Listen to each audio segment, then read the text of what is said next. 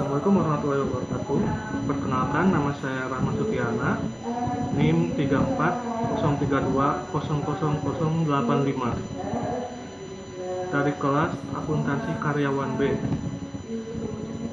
Sekarang saya akan menerangkan tentang teknik perdokumentasian.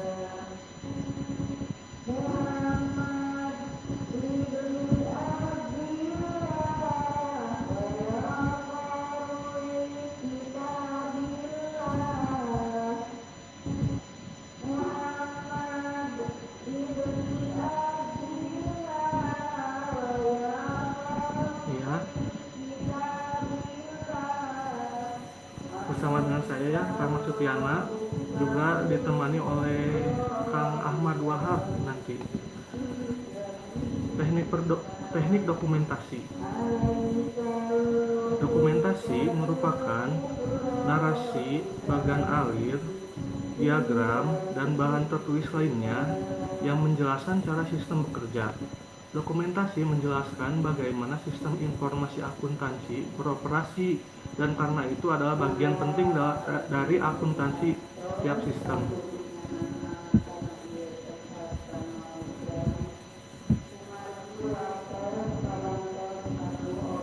Dokumentasi menjelaskan sistem bekerja termasuk informasi yang mencakup sebagai berikut, yaitu pertama, siapa yang menginput data, kedua, data apa yang diolah, ketiga, di mana penyimpanan data, keempat, kapan data tersebut dijadikan informasi, kelima, mengapa dibuat laporan, dan keenam, bagaimana pengawasan terhadap sistem.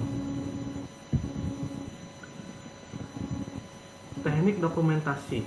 Teknik dokumentasi merupakan alat yang digunakan dalam analisis, desain, dan dokumentasi sistem dan untuk memahami keterkaitan antara subsistem yang satu dengan beberapa subsistem yang lain.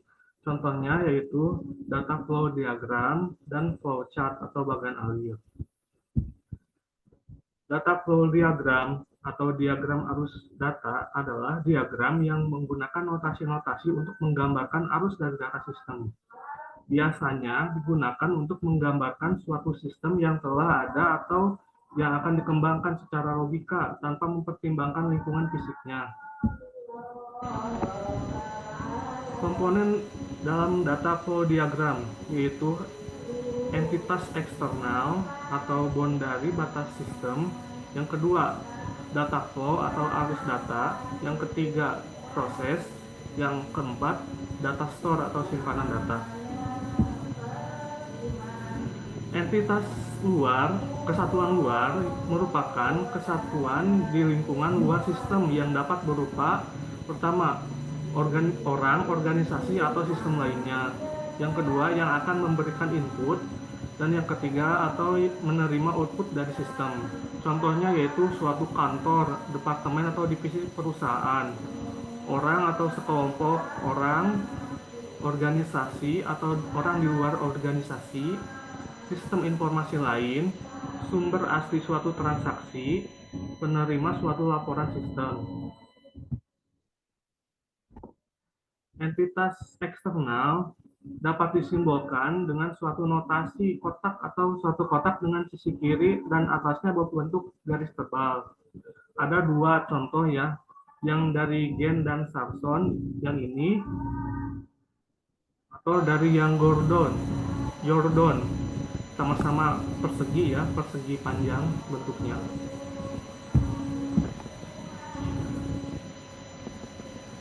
Komponen yang kedua yaitu proses. Proses adalah kegiatan atau kerja yang dilakukan oleh orang, mesin, atau komputer dari input arus data untuk menghasilkan output arus data. Contohnya adalah dari Gen dan Sarson atau Jordan ya. Yang ini beda ya. Kalau Gen dan Sarson itu bentuknya itu kotak dengan ada garisnya ya. Yang di atasnya itu adalah identifikasinya, penomorannya, di tengahnya itu nama prosesnya, di bawahnya itu siapa yang memprosesnya. Kalau Jordan cuma identifikasi dan nama proses, dan bentuknya juga lingkaran, beda dengan gen dan substron.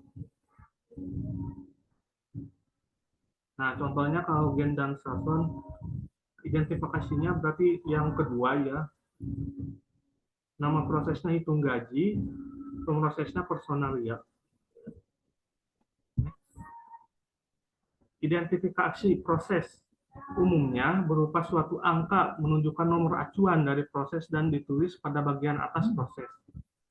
Nama proses menunjukkan apa yang dikerjakan oleh proses tersebut. Harus jelas dan lengkap menggambarkan kegiatan prosesnya. Berbentuk suatu kalimat yang diawali kata kerja. Diletakkan di bawah identifikasi proses di dalam simbol proses. Yang ketiga, pemproses. Pada DFD fisik, proses tidak hanya dari komputer, tetapi juga proses manual, orang, mesin, dan lain-lain. Maka, pemproses perlu ditunjukkan. Pada di logika, hanya proses komputer saja. Maka pemproses tidak perlu disebutkan.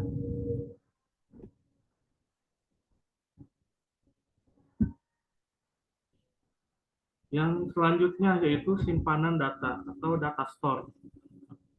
Data store merupakan simpanan dari data yang dapat berupa file atau database di sistem komputer, arsip atau catatan manual, kotak tempat data di meja seseorang, tabel acuan manual, agenda atau buku. Nama data store harus menunjukkan nama dari filenya. Ketentuan menggambar simpanan data. Gambar dan simpanan data disimbolkan dengan sepasang garis horizontal paralel yang tertutup di salah satu ujungnya. Contohnya yaitu, nah, yang di kotak kecil itu ya media, yang di sininya sebelahnya itu nama data store. Contohnya yaitu kodenya ya G5, nama data store-nya buku besar. Yang kedua, ketentuannya yaitu hanya berhubungan dengan proses saja sebagai pengguna atau perubah data. Nah, kalau maksudnya itu yang pertama itu ya ini ya, simpanan data tidak boleh langsung ke simpanan data lagi. Jadi salah. Yang kedua yaitu dari input langsung ke simpanan data itu juga salah. Tapi yang benar adalah dari input ya harus melalui proses dulu baru ke simpanan data. Ini yang benar. Yang ketiga, ketentuannya yaitu arus data dari proses menuju data store menunjukkan update terhadap data yang disimpan yang dapat berupa menambah atau menyimpan record dokumen baru, menghapus record atau mengambil dokumen dari simpanan data, merubah nilai data pada data store. Selanjutnya yaitu yang keempat, arus data yang berasal dari data store menunjukkan bahwa proses tersebut menggunakan data yang ada di data store. Ketentuan yang kelima yaitu bila proses melakukan keduanya, maka gambar yang bisa dibuat yaitu menggunakan sebuah garis panah dua arah. Nah, yang kedua, menggunakan arus data terpisah.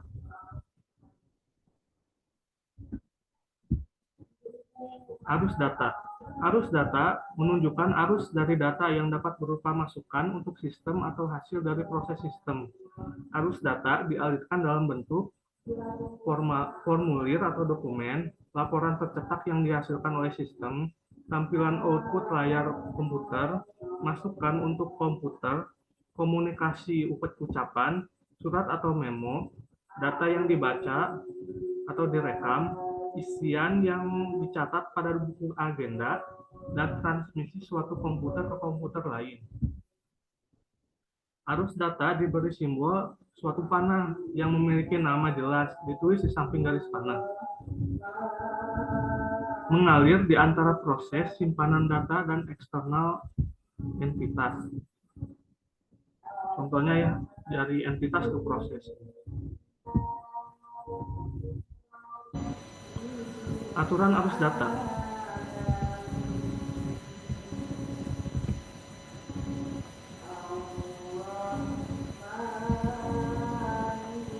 Nama arus data ditulis tanpa spasi tetapi dipisahkan dengan tanda garis bawah. Contohnya yaitu status garis bawah barang. Semua arus data harus dihasilkan dari suatu proses atau menuju ke suatu proses yang bukan proses. Bukan proses ke proses.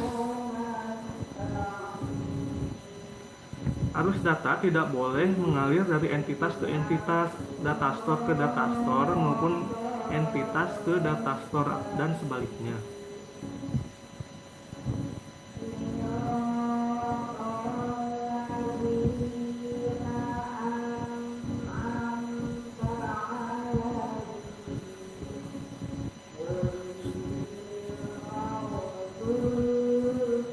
Suatu proses harus menerima atau menghasilkan arus data. Jadi, maksudnya suatu proses harus menerima dan menghasilkan arus data, yaitu data. Jadi ada masukan, proses itu ada masukan dan ada keluaran.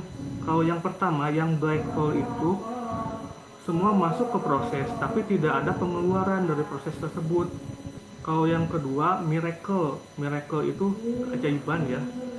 Maksudnya itu tidak ada yang masuk, tapi langsung keluar semuanya. Keduanya itu adalah salah ya. Selanjutnya, tingkatan dalam data flow diagram. Di dalam DFD ada tingkatan atau level. Pertama, diagram konteks atau konteks diagram. Kedua, diagram sistem level 0. Yang ketiga adalah diagram kejadian atau rinci. DFD konteks yaitu mencoba menggambarkan sistem pertama kali secara garis besar. Konteks diagram hanya mengandung satu proses saja dan mewakili seluruh proses dari sistem dan menggambarkan hubungan input ke output antar sistem dengan dunia luarnya. Nah, contohnya ya, contoh DFD konteks. Nah, prosesnya itu cuma satu ya, dan banyak dari input dan outputnya ya. Tetapi di sini bisa dilihat ya, dalam DFD konteks itu tidak ada data store. Nah, itu intinya. Selanjutnya, DFD system atau 0. DFD system 0 adalah DFD yang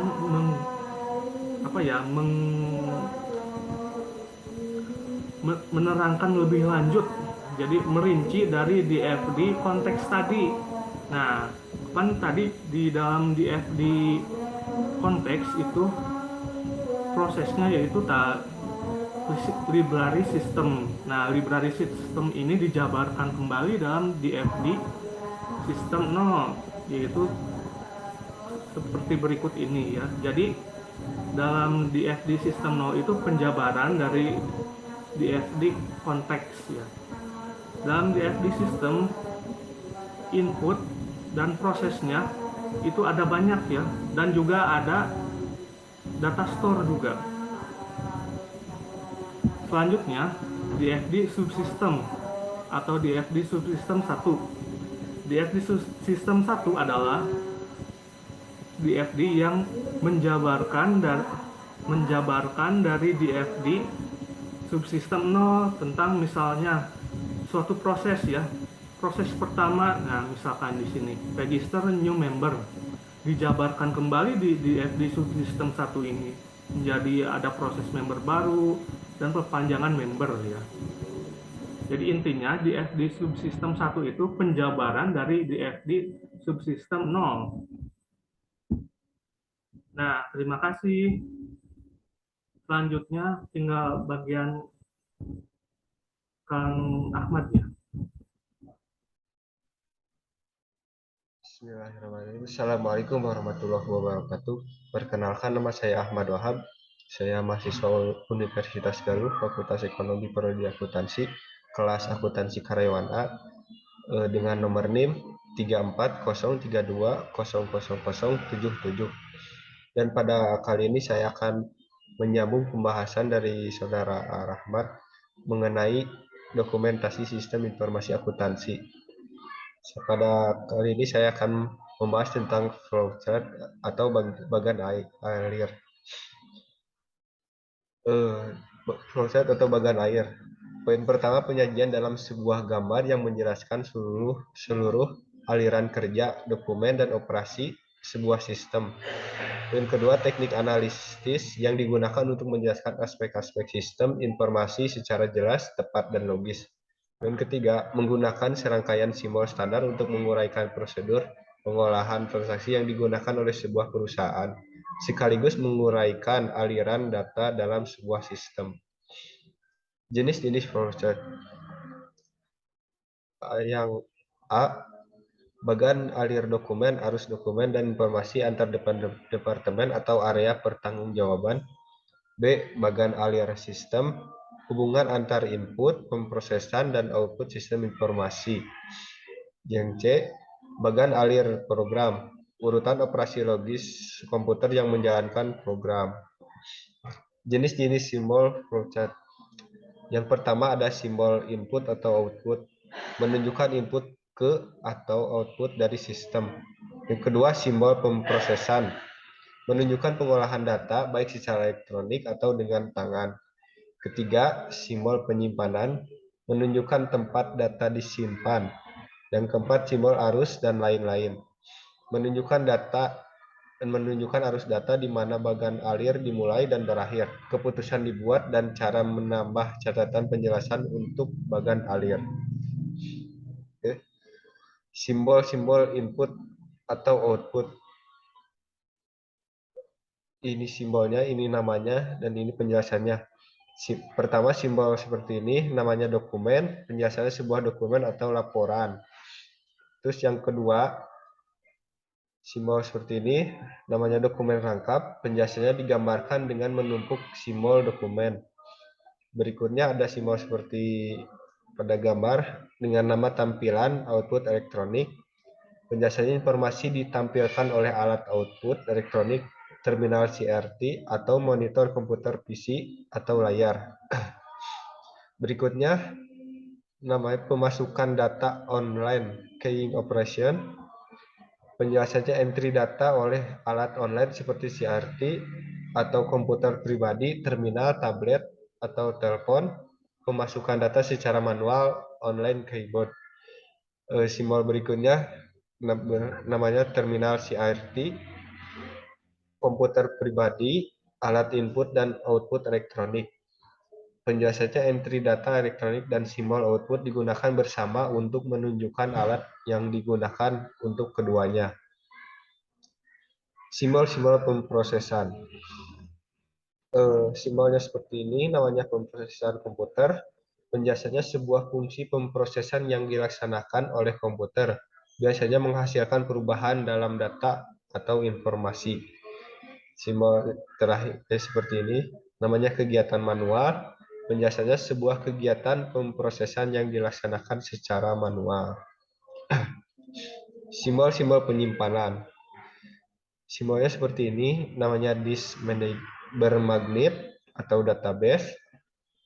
Penjelasannya data yang disimpan secara elektronik dalam database atau master file. Berikutnya, simbol seperti ini, namanya pita bermagnet. Penjelasannya data disimpan dalam sebuah pita bermagnet.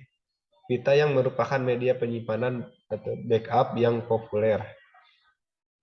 Berikutnya simbol seperti ini, namanya file dokumen kertas. File dokumen kertas, huruf mengidentifikasikan file urutan pemesanan. N secara numerik, A secara alfabet, D berdasarkan tanggal. Berikutnya, jurnal atau buku besar. Jurnal atau buku besar akuntansi berbasis kertas. Simbol arus dan lain-lain. Simbol seperti ini, seperti panah, namanya arus dokumen atau pemrosesan flow line, garis alir. Penjelasannya mengarahkan arus pemrosesan atau dokumen. Berikutnya seperti ini, arus data atau informasi, mengarahkan arus data atau informasi. Berikutnya, namanya hubungan komunikasi, penjelasannya transmisi data dari suatu lokasi ke lokasi lain melalui saluran komunikasi. Masih dalam simbol arus dan lain-lain. Simbol seperti ini namanya keputusan. Penjelasannya langkah pembuatan keputusan. Berikutnya, konektor dalam halaman penghubung. Penjelasannya menghubungkan arus pemrosesan pada halaman yang sama. Berikutnya, simbol seperti ini namanya konektor luar halaman. Penjelasannya entry dari atau keluar ke halaman lain atau halaman yang berbeda.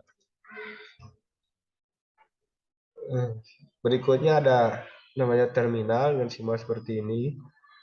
Penjelasannya awal, akhir, atau titik interupsi dalam proses.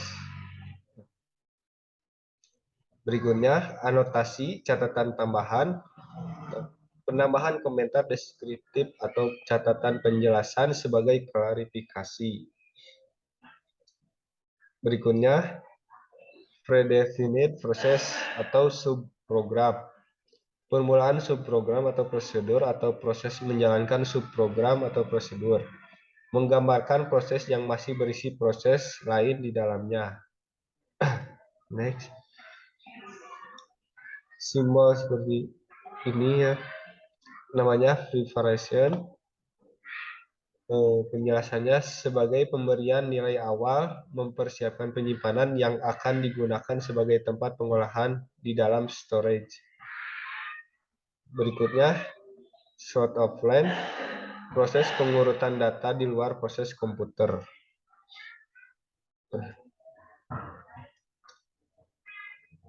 Berikutnya ada ekstrak atau arsip sementara. File non-komputer yang diarsipkan, huruf mengidentifikasikan file urutan pemesanan, N secara numerik, A secara alfabet, D berdasarkan tanggal. Berikutnya ada proses merger atau menyatukan college. Menunjukkan langkah yang memerintahkan informasi ke dalam format standar. Berikutnya namanya menunda atau delay. Digunakan untuk material dalam trolei. Menunggu diproses lebih lanjut, menunggu elevator, surat-surat menunggu untuk diarsipkan. Berikutnya adalah ada loop limit yang menandakan awal suatu siklus. Bila tanda tersebut dibalik secara vertikal, maka tanda tersebut berarti akhir dari suatu siklus. Berikutnya penyimpanan jumlah, summing junction, menyimpulkan beberapa cabang. Penjelasannya menunjukkan jalur dari flowchart di mana beberapa cabang berkumpul kembali ke proses tunggal. Berikutnya dengan nama seperti ini namanya atau or menyatakan bahwa aliran proses berlanjut lebih dari 2 cabang. Simbol berikutnya dengan nama control transfer memindahkan informasi dari sistem ke tujuan transfer control seperti tindakan CPU untuk transfer control, mengupdate program counter untuk subroutine, call atau return dan lain-lain, mengupdate. Berikutnya ada simbol couple atau simbol pasangan. Simbol ini menunjukkan suatu data atau elemen yang dikirimkan dari satu modul ke modul lainnya. Anak panah dengan lingkaran padat menunjukkan elemen kontrol yang dikirimkan. Berikutnya, flow direction, simbol arus atau connecting line. Digunakan untuk menghubungkan antar simbol yang satu dengan simbol yang lain atau menyatakan jalannya arus suatu proses. Contoh flowchart seperti ini ya. Di pembelian barang. Untuk penjelasan lebih detail mengenai bentuk-bentuknya tadi sudah saya jelaskan. Misalkan ini proses untuk karyawan, ini untuk supplier, dan yang terakhir untuk pimpinan. Nah, cara membuat flowchart.